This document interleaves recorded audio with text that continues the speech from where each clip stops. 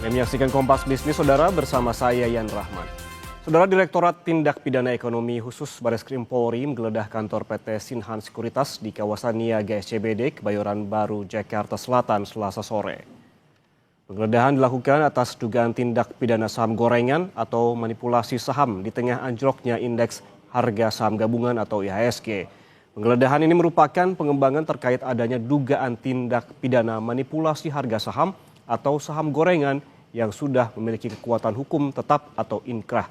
Dalam kasus ini terdapat 5 tersangka, di mana 2 diantaranya telah berstatus terpidana, yaitu Direktur PT MML berinisial J dan MBP yang merupakan mantan Kepala Unit Evaluasi dan Pemantauan Perusahaan tercatat 2, Divisi PP1 PT Bursa Efek Indonesia. Selain J dan MBP, Bareskrim Polri menetapkan 3 tersangka baru, yaitu BH yang merupakan mantan staf unit evaluasi dan pemantauan perusahaan tercatat 2 divisi 3 PP 3 PT Bursa Efek Indonesia, DA sebagai financial advisor, dan RE yang merupakan project manager PT MML.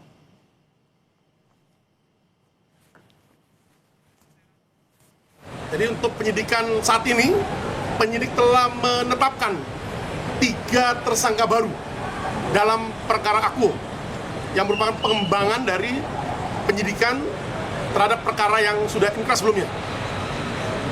Dari proses penyidikan di atas, penyidik menemukan fakta bahwa sebenarnya PT MML dengan kode saham PIPA tidak layak untuk melantai di Bursa Efek Indonesia.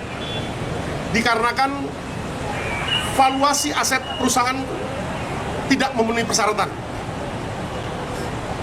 Dan perolehan dana PT MML pada saat IPO, ya, inisial public offering atau penawaran umum perdana sebesar 97 miliar rupiah, di mana pada saat itu perusahaan sekuritas atau penjamin MC Efek atau yang disebut dengan underwriter adalah PT Sinhan Sekuritas, yang saat ini oleh tim penyidik Direktorat Tindak Pidana Ekonomi dan Khusus Bareskrim Polri dilakukan penggeledahan di kantor PT Sinhan Sekuritas.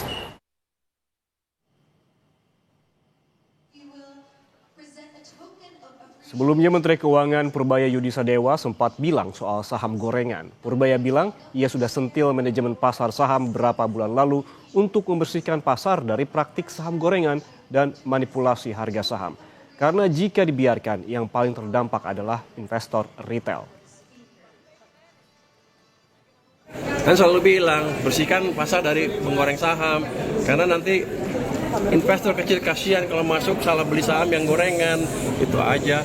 Itu emangnya harus dikerjain sebelum-sebelumnya. Cuma mereka ngerjain PR-nya aja. Jadi begini kita